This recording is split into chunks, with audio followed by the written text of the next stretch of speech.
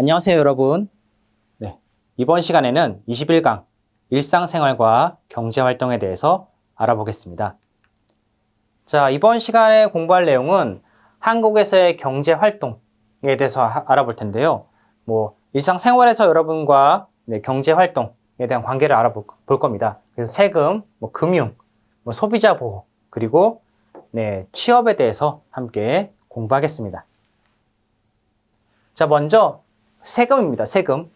이 세금이라는 말은 이제 국가를 유지하고 이제 국민의 생활의 발전을 위해서 국민들의 소득의 일부분을 국가에 납부하는 돈을 세금이라고 합니다.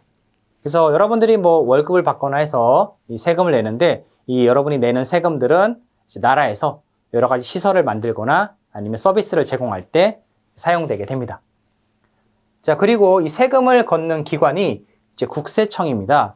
자, 대한민국 재정기획부 소속 정부기관인데요. 이 지방세하고 관세를 제외한 나머지 국가 세금을 걷는 기관이 이제 국세청입니다.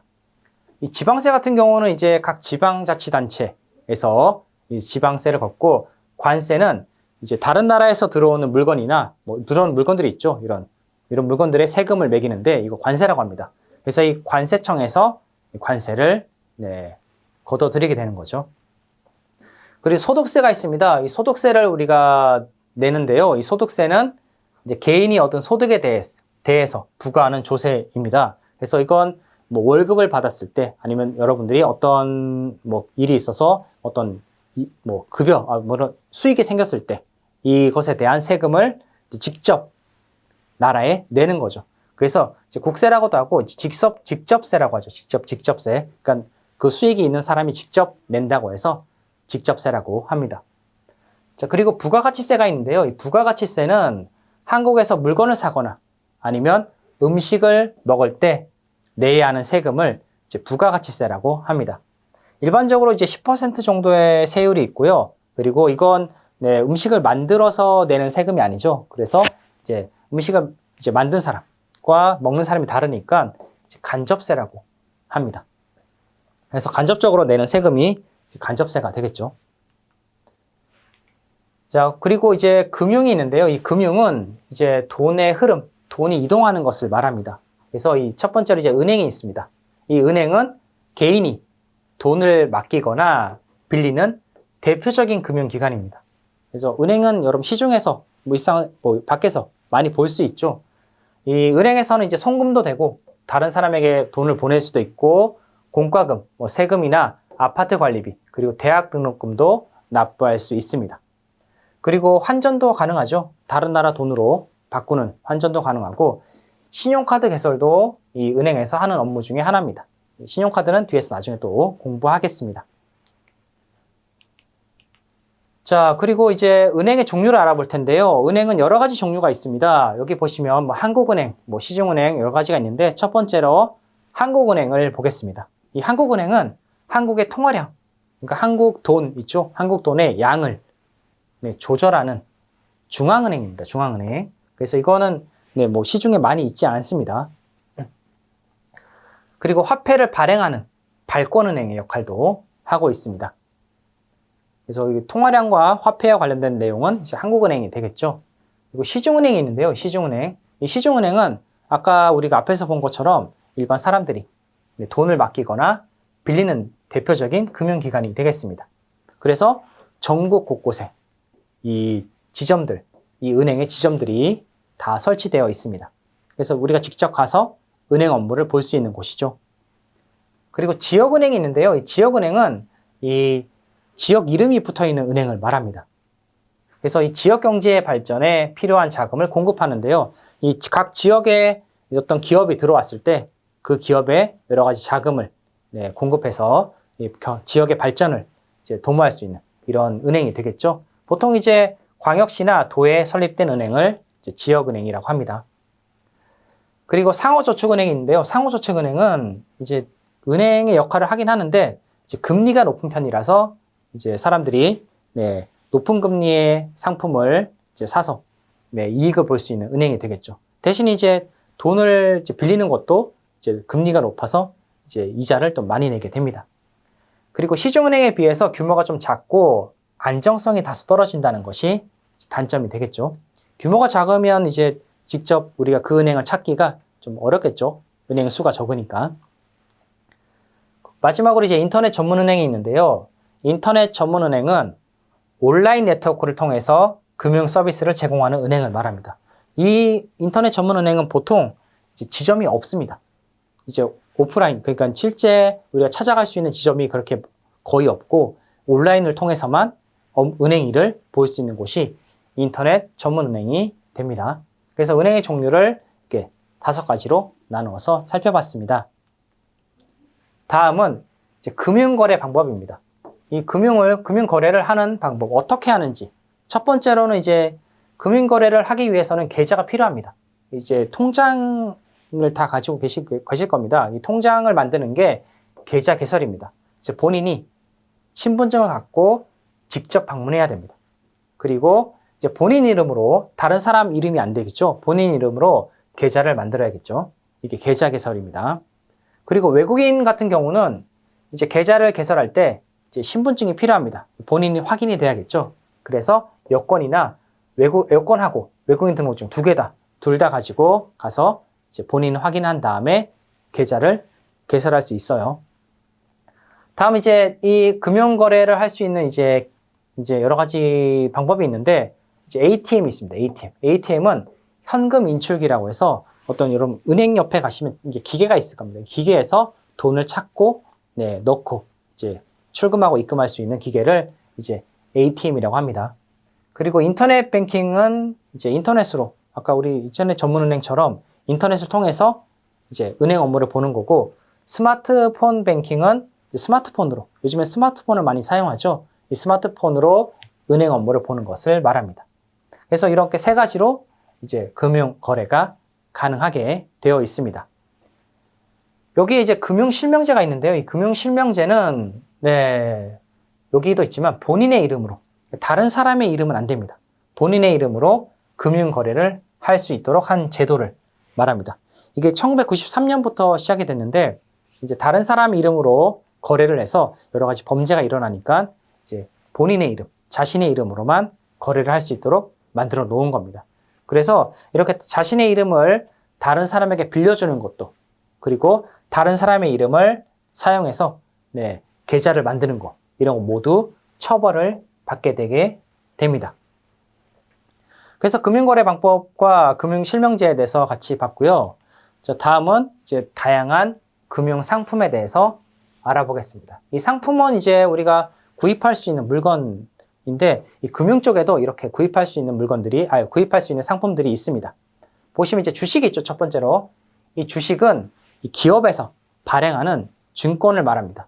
이 기업은 이제 처음부터 돈이 많진 않겠죠. 어떤 사업을 하려면 돈이 필요한데, 그러면 이제 이 돈을 마련하기 위해서 자신 기업의 가치를 이제 증권으로 만들어서 사람들에게 파는 겁니다. 그럼 그 판 돈으로 이제 자기 그 기업들은 어떤 물건을 만들거나 뭐 기술 발전을 해서 이제 이익을 얻게 되겠죠. 그래서 이 주식을 이제 사람들이 사게 되는데, 이 주식은 예금, 은행에 이제 돈을 넣는 것보다는 많은 돈을 벌 수 있습니다. 하지만 이 반대로 이 증권의 가치가 떨어지게 되면 돈을 잃을 수 있습니다. 그래서 조심해야 되는 상품이죠. 보통 이제 이 증권 같은 경우는, 이 주식 같은 경우는 이제 증권이죠. 그래서 증권회사가 따로 있습니다. 이 금융회사 중에서 이 증권회사에서 계좌를 만들어서 주식을 이제 사고 팔 수 있게 되어 있죠. 두 번째는 이제 보험인데요. 이 보험은 이제 뭐 이익을 얻기 위한 상품보다는 미래의 질병이나 사고 등을 대비하기 위한 이런 상품이라고 보시면 됩니다. 그래서 이 보험에 가입해서 돈을 이제 미리 내게 되겠죠. 어떤 사고가 일어나기 전에 돈을 미리 내면 나중에 어떤 사고가 생겼을 때, 질병이 생겼을 때 내가 그 사용한 돈을 다시 돌려받을 수 있게 되는 것이 이제 보험이 됩니다. 그래서 나중에 이제 큰 손해를 보진 않겠죠. 만약에 사고가 났을 때.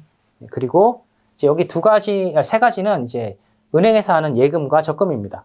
보통 이제 우리가 알고 있는 게 보통 예금이라고 해서 일반적인 통장을 만들어서 돈을 넣고 빼고 하는 것이 이제 보통 예금입니다. 그래서 아무 때나 자유롭게 예금하고 출금할 수 있는, 찾을 수 있는 그 상품이 보통 예금이에요.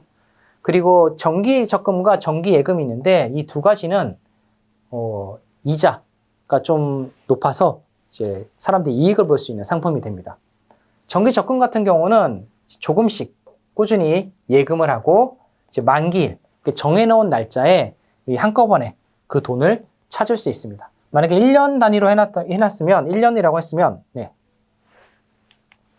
1년이죠. 1년으로 했으면 1년으로 하면 1년이 지나면 그 돈을 찾을 수 있게 되는 겁니다. 그리고 정기 예금은 큰 돈을 한꺼번에 통장, 은행에 맡겨서 그 이자를 받는 것을 정기 예금이라고 합니다.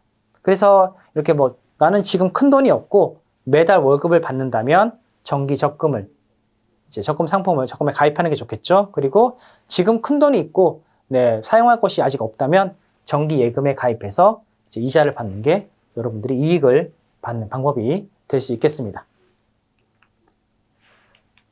자, 다음은 이제 금융 관련 상식입니다. 먼저 이제 여기 4가지가 있는데 첫 번째로 예금자 보호 제도라는 것이 있습니다. 이 예금자라는 것은 이제 은행에 돈을 맡긴 사람들을 예금자라고 하죠. 이 예금자 보호 제도가 있는데요.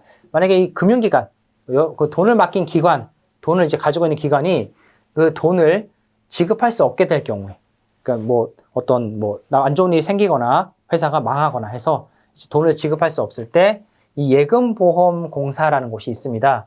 이 예금보험공사에서 책임지고 그 예금을 대신 지급해주는 제도를 말하는데요. 모든 금액을 다 지급해주는 은행은 아마 지급해준다기보다는 정해진 금액, 기준을 정해서 일정 금액까지만 책임지고 예금을 지급해주는 제도라고 보시면 됩니다. 그리고 텔레뱅킹이 있는데 텔레뱅킹은 여기 말 그대로 앞에 텔레는 전화입니다. 전화로 은행 업무를 보는 거죠. 그래서 전화로 출금 그리고 전화로 이제 송금이죠. 보통 송금이나 확인 같은 걸 하는 이제 시스템을 텔레뱅킹이라고 합니다. 그리고 인터넷 뱅킹은 앞에서도 잠깐 봤지만 인터넷을 통해서 입금, 출금 등 은행 관련 업무를 이제 보는 일을 말하겠죠. 그래서 이 인터넷 뱅킹은 조금 이제 위험할 수 있기 때문에 이렇게 안전장치가 2가지가 있습니다. 공동인증서와 OTP가 있는데요. 이 공동인증서는 그 본인이 맞는지 확인하는 인증서를 말하고, 그리고 OTP는 원타임 패스워드라고 해서 일회용 비밀번호를 만들어주는 기계나 카드를 말합니다. 그래서 이걸 사용해서 입력해서 여러 가지 은행 업무를 보게 되면 좀 더 안전하게 이용할 수 있습니다. 자, 마지막으로 이제 보이스피싱이 있는데요. 이 보이스피싱은 이제 이런 은행 업무와 관련된 것이 아니라 범죄입니다. 범죄가 되겠죠. 범죄.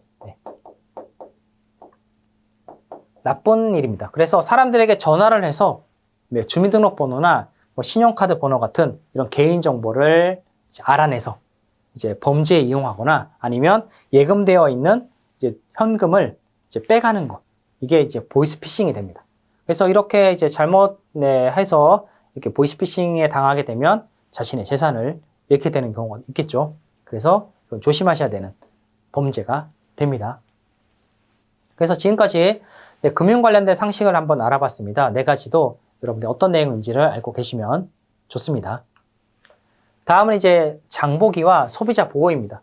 장보기는 필요한 물건, 여러분 생활에 필요한 물건들을 어떤 장소, 시장이나 마트에 가서 구입하는 것을 장보기라고 하고, 소비자 보호는 소비자, 그 구입한 물건을 사용하는 사람들을 보호하는 것들에 대해서 알아볼 텐데요.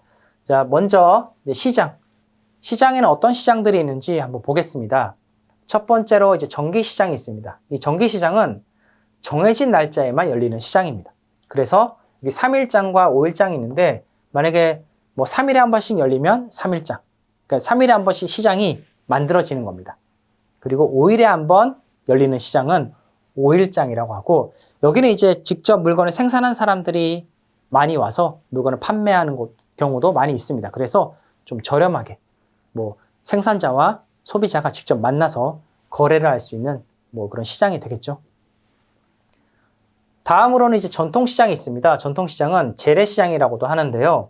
이제 소상인들, 그러니까 좀 규모가 큰 상인들 말고 뭐 규모가 좀 작은 물건을 파는 사람들이 모여서 다양한 물건을 직접 판매하는 전통 구조의 시장을 말합니다. 여러 사람들이 모여서 이제 다양한 물건들을 팔게 되는 거죠. 그래서 이게 시장이 만들어지게 됩니다. 여기는 이제 뭐 정해진 날짜가 아니라 항상 물건을 팔고 있죠. 그래서 물건 값이 좀 대체로 쌉니다. 싸고 상인들의 인심이 좋아서 이제 뭐 덤으로 물건들을 더 얻을 수 있거나 아니면 좀 더 저렴하게 물건을 살 수 있겠죠. 그래서 사람들이 좀 많이 몰리는 시장입니다. 한번 가보시면 사람들이 많은 것을 볼 수 있을 겁니다. 다음은 이제 백화점과 대형마트인데요. 이 백화점과 대형마트는 이제 큰 도시 지역에 좀 많이 있죠. 그래서 농수산물부터 해서 공산품에 이르기까지 정말 다양한 종류의 물건을 팔고 있는 현대적 시장이라고 보시면 되겠습니다. 마트 같은 경우도 이제 넓은 공간으로 물건을 팔고 있죠. 백화점 같은 경우는 이제 층마다 다양한 물건들을 팔고 있습니다. 마지막으로 슈퍼마켓과 편의점이 있는데요. 이 슈퍼마켓과 편의점은 여러분 생활 가까운 곳에 있는 시장이라고 보시면 되겠죠. 그래서 식료품과 간단한 생활용품 같은 것을 판매하고 있는 곳이 이 슈퍼마켓과 편의점입니다. 그래서 여러분들이 쉽게 필요한 물건이 있을 때 쉽게 가서 쉽게 물건을 구입할 수 있는 곳이 됩니다. 그래서 시장의 종류를 같이 알아봤고요. 다음에는 이제 텔레비전 홈쇼핑과 온라인 쇼핑인데요. 여기도 이제 시장은 아니지만 물건을 이제 살 수 있는, 장을 볼 수 있는 그런 환경이 되겠죠. 그래서 보시면 홈쇼핑 같은 경우는 앞에도 텔레비전이 붙어 있지만 이 TV를 통해 방송되는 상품을 전화를 해서 물건을 구입하는, 주문해서 구입하는 것을 홈쇼핑이라고 합니다. 자, 다음으로 이제 인터넷 쇼핑은 인터넷을 이용해서 편리하게 상품을 구입하는 거죠. 요즘에는 이제 인터넷이 많이 발달해서 스마트폰으로 인터넷 쇼핑도 하시죠. 그래서 물건을 쉽게 구매할 수 있지만 직접 물건을 만지거나 볼 수 없기 때문에 그 물건의 상태를 확인할 수 없다는 것이 조금 단점이 됩니다. 그래서 이렇게 장을 볼 수 있는 여러 가지 방법들을 함께 알아봤습니다. 다음으로는 이제 소비자의 권리와 책임, 소비자에 대한 보호와 관련된 내용들인데요. 자, 여기 첫 번째 보시면 이제 소비자 기본법이라고 해서 이 소비자들이 피해를 입었을 때 구제받을 수 있는 법이 있습니다. 여기서는 이제 여러 물건 구입 과정이나 구입 후에 피해를 입게 되었을 때 이제 소비자들이 어떤 피해를 입었습니다.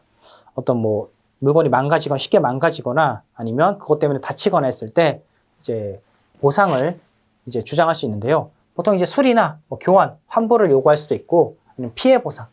내가 이런 피해를 입었으니까 기업에 보상을 해달라고 이제 말할 수 있는데 이런 주장을 할 수 있는데 이게 소비자 기본법에 나와 있습니다. 자, 그리고 이제 소비자 단체도 이런 소비자의 권리를 위해서 활동하는 단체입니다. 그래서 소비자가 자신의 권리를 증진시키기 위해서 이제 소비자 권리를 좀 더 확장시키는 거죠. 크게 만드는 겁니다.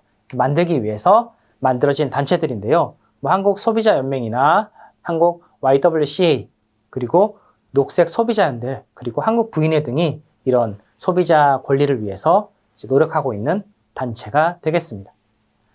자, 이런 단체들이 있고 그리고 영수증은 여러분들이 물건을 구입하거나 식당에서 음식을 사서 이제 받는 이제 증명하는 작은 종이가 있죠. 이게 영수증입니다. 그래서 돈이나 물건 등을 받은 사실을 증명하는 그러니까 내가 이 물건과 음식을 먹었다라는 것을 확인할 수 있는 서류, 문서가 되겠죠. 다음 이제 신용카드입니다. 신용카드는 이제 은행에서 만들 수 있죠. 이 신용 판매 제도에 이용되는 카드입니다.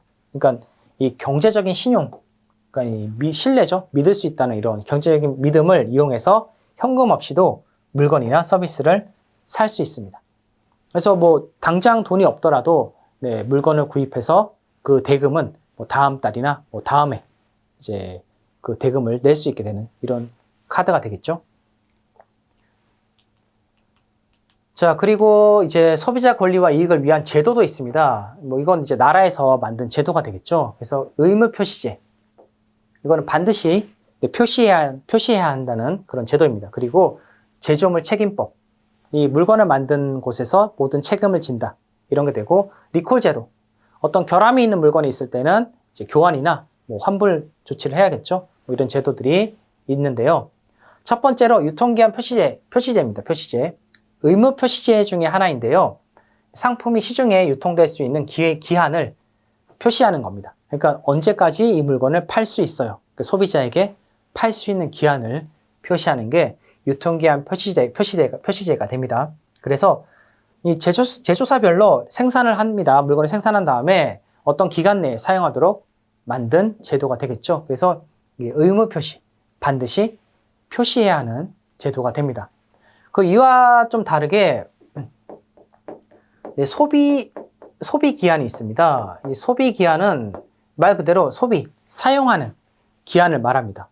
유통기한과 좀 다르게 이제 언제까지 이 물건을 사용해도 괜찮습니다라고 하는 이 소비 기한도 함께 있으니까 알아두시면 좋겠죠.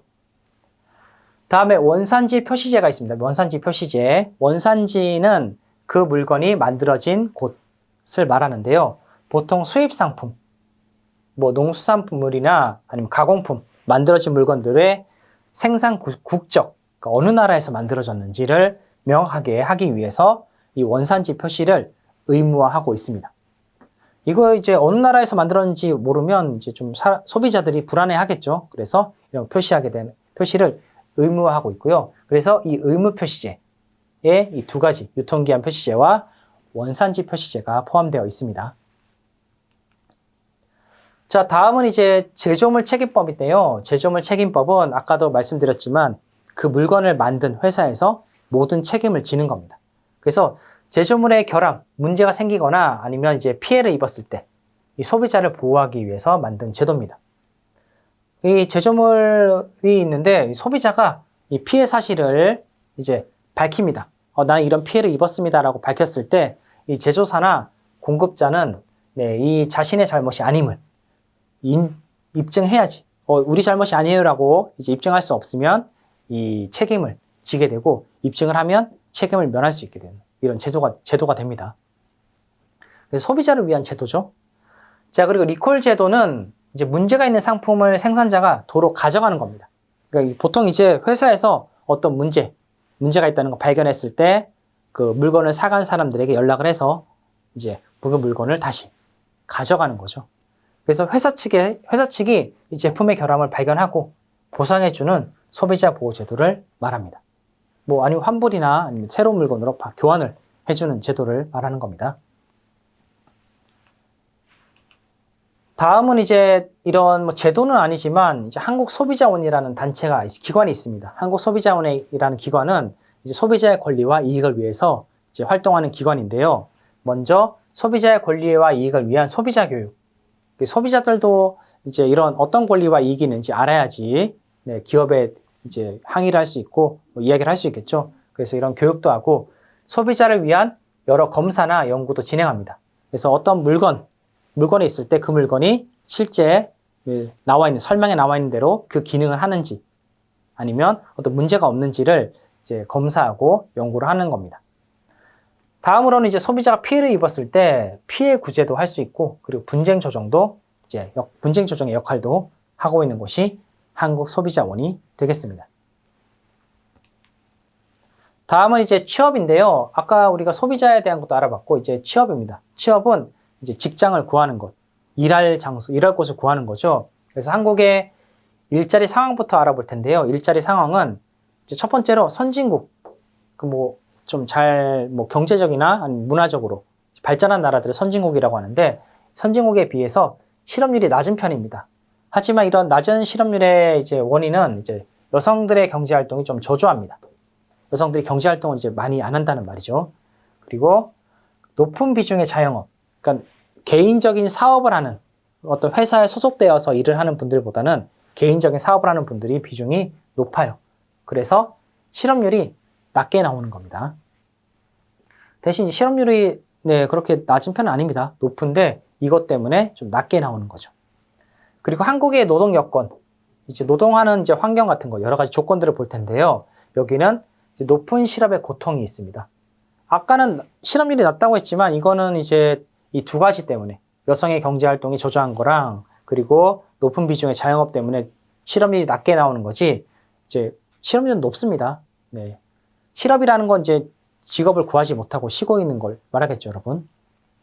그래서 이 실업을 하게 되면 어때요? 네, 실업하게 되면 뭐 소득도 없고, 네, 그리고 아팠을 때 뭐 돈이 없어서 치료도 제대로 못 받게 됩니다. 그래서 이 사회보장 제도가 이제 필요한데 이게 좀 부족합니다.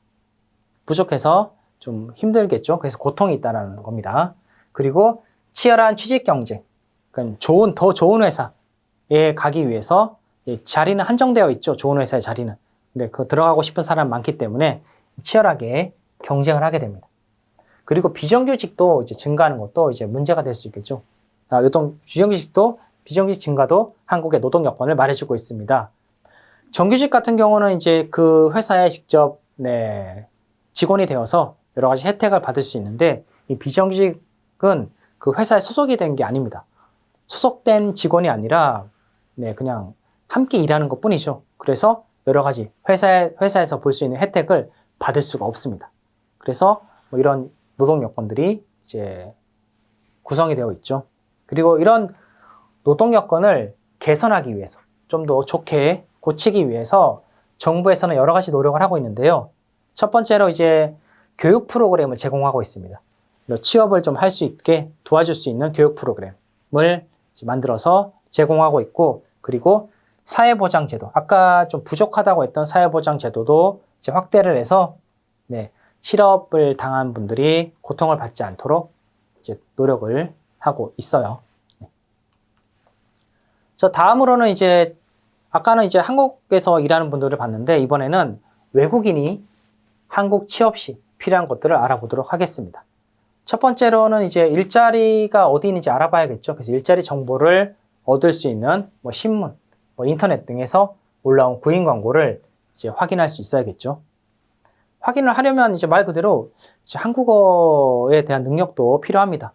그만큼 이제 내가 많이 보는 만큼 많이 알 수 있으니까 이제 한국어에 대한 능력도 좀 필요하겠죠.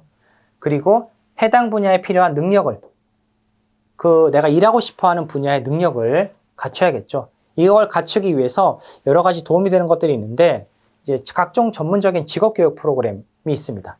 보통 직업학교나 평생교육기관, 그리고 한국산업인력공단이 있는데요. 여기서 여러 가지 프로그램, 취업을 할 수 있는 프로그램을 제공하고 있습니다. 그래서 프로그램에 참여해서 교육을 받고 이런 능력을 갖출 수 있겠죠. 그리고 관련 분야에서 현장, 실제 일을 하는 장소에 가서 실무 경험, 어떻게 직접 뭐 앉아서 이제 교육만 받으면 그게 어떤 일인지 알 수 없겠죠. 직접 그 현장에서 실무 경험을 쌓으면 그 능력, 해당 분야의 능력을 좀 더 갖추기 좋겠죠. 현장 실무 경험은 좀 어렵긴 하지만 하면 좋은 겁니다.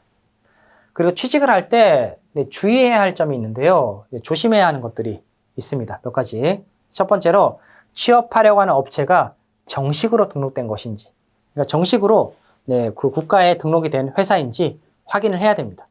만약에 이렇지 않은데 뭐 일을 하다가 회사가 사라져 버리면 급여를 받을 수 없게 됩니다. 그래서 이런 피해를 입지 않기 위해서는 정식으로 등록된 회사인지를 확인해야겠죠.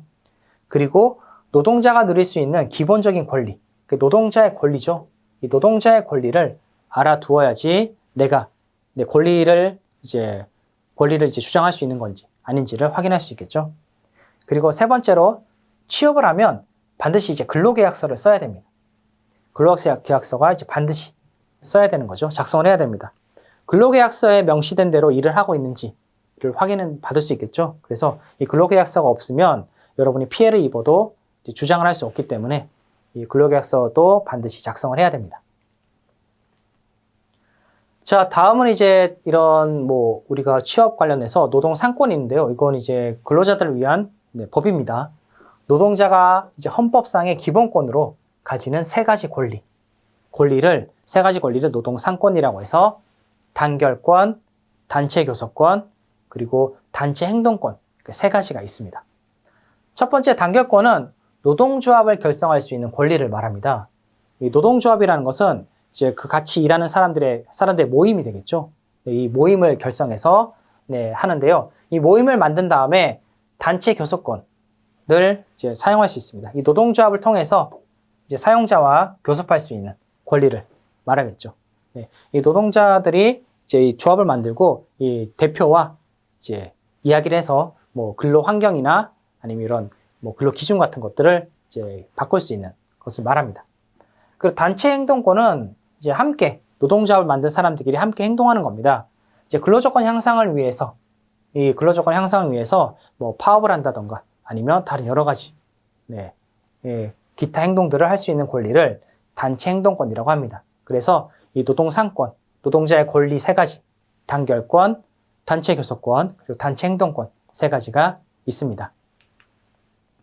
다음으로는 이제 근로기준법이 있는데요. 이 근로기준법은 이제 이 일을 하는 기준을 정해놓은 법이라고 생각하시면 됩니다. 그래서 근로자를 보호하기 위해서 헌법에 의거하여 근로조건의 기준을 이쪽 근로조건, 근무하는 장소나 아니 환경 같은 것들, 그리고 뭐 이런 것들 여러 가지 기준들을 정해놓은 법률을 근로기준법이라고 합니다. 그래서 여기서는 이제 아까도 말했던 뭐 환경, 내가 근무하고 있는 곳의 환경이 좀 안 좋거나 아니면 이제 근무 시간 같은 것도 이 법에서 정해서 이 법대로 이제 근로기준을 참고해서 이제 만들어져야겠죠. 이게 아니면 이제 또 여러 가지 행동을 할 수 있게 되는 것이 근로기준법이 되겠습니다. 자, 그래서 지금까지 우리가 이제 한국의 경제에서 뭐 시장이라던가 네, 여러 가지 뭐 우리가 뭐 취업도 받고 네, 소비자 보호 같은 것도 같이 봤는데요. 자, 다음 시간에는 한국의 건국입니다. 그래서 이번 시간까지 한국의 경제가 끝나고 다음 시간부터는 한국의 역사에 대해서 함께 알아보도록 하겠습니다. 감사합니다.